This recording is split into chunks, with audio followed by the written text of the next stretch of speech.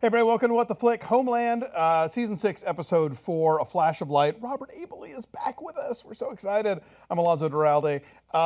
We were just talking beforehand about how this show kind of keeps reinventing itself, which is a difficult thing for shows to do.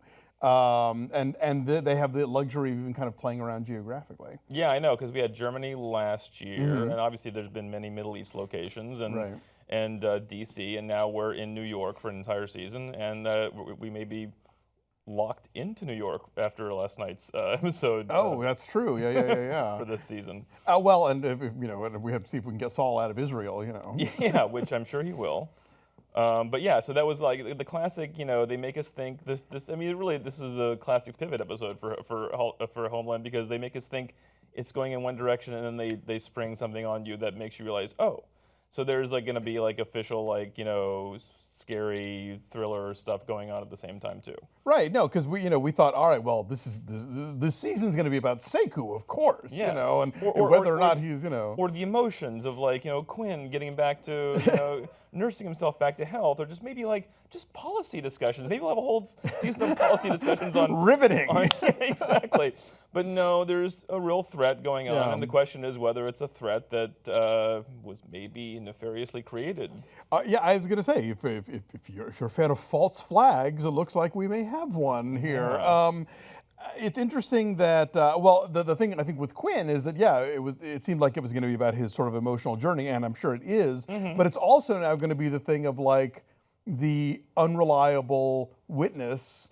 He's actually seen stuff. He knows things that are going on, but of course, who's going to take him seriously? Because everybody thinks he's, brain damaged. Right, and we'll probably see Carrie stick up for him, and then that'll blow back on her in a bad way. I mean, it's setting up things really interestingly. This felt like, I don't want to say the first episode, because these have been good episodes, but it did feel like the episode that's setting up the rest of the season. Oh, totally, yes. For all the things that's going to play out, and they did a really good job with all the main characters, actually, of kind of giving you this sense that they can't not be who they are, and it bites them. So sure. You have Carrie, getting the guy out, getting Sekou out, but in a way that doesn't allow her, a well-meaning nonprofit to fight a legal battle in the public the way that those types of organizations do. And then you have Quinn.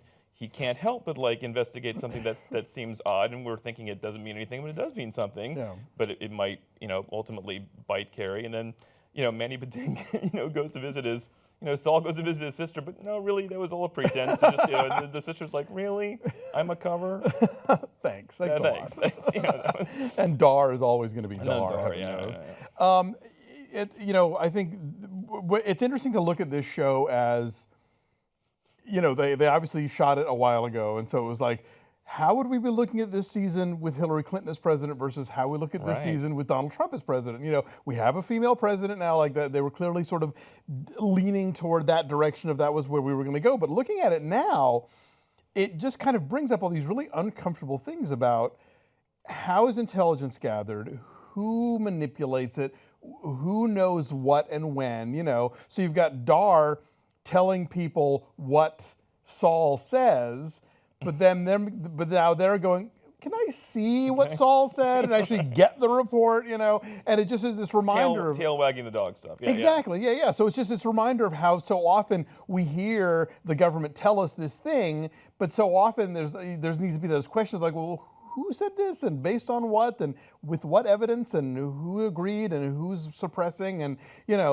there's so many layers to that stuff, and it's Republicans and Democrats alike. This isn't a partisan thing. Sure. Everybody, has their own agenda and has the version of facts that they want to present, but there's always a larger question of what's actually going down here. And are decisions being made for political reasons? Are they being made to gain leverage within the administration? That stuff is. I'm not. I don't know. I think the show wants us to maybe assume that Dar has something to do with the bomb being in Sekou's van, right? As a way of saying see, and that's of course what people are speculating now about this administration is are they going to clean up so they blame the 9th district? Or are they just hoping that some sort of incident happens that allows them to crack down and curtail freedom? No. I think it's a very real discussion, and this show is being weirdly prescient about that. Weirdly prescient. The fact that it's about the Iran nuclear deal and all that stuff. And I mean, my question about Dar being involved with setting up the bomb for Sekou is that his agenda seems to be more about Iran and kind of cracking down on bringing back the what's the word I want here? The sanctions.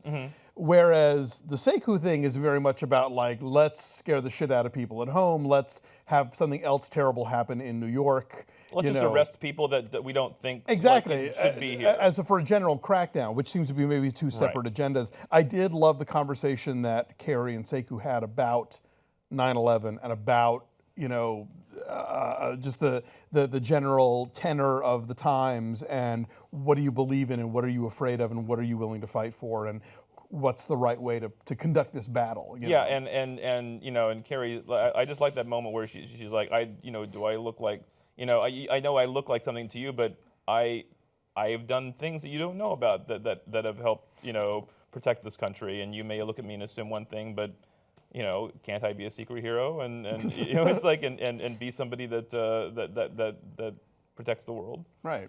And I thought we were going to get more of the Sekou thing of like, there is something about getting released that quickly that, if I were the friends, I would be super suspicious too. I would immediately think that he was an informant, But I guess that's vindicated now, that no one's going to think that, if anything, the opposite now. And the show had me fooled. I mean, I thought the Sekou storyline was going to be kind of like the storyline from, was it last season, where they, where the recruiting the person to help you out and being unsure about their loyalties, and I thought that would play out. Oh, the med student? Yeah, exactly. Or was that, that was 2 years ago. Oh, was it 2 years ago? So, and I thought it was going to be like that, but as soon as Sekou showed up for work that day, I thought, I know what's happening, and Well, and once you realize the van's parking lot is the one that...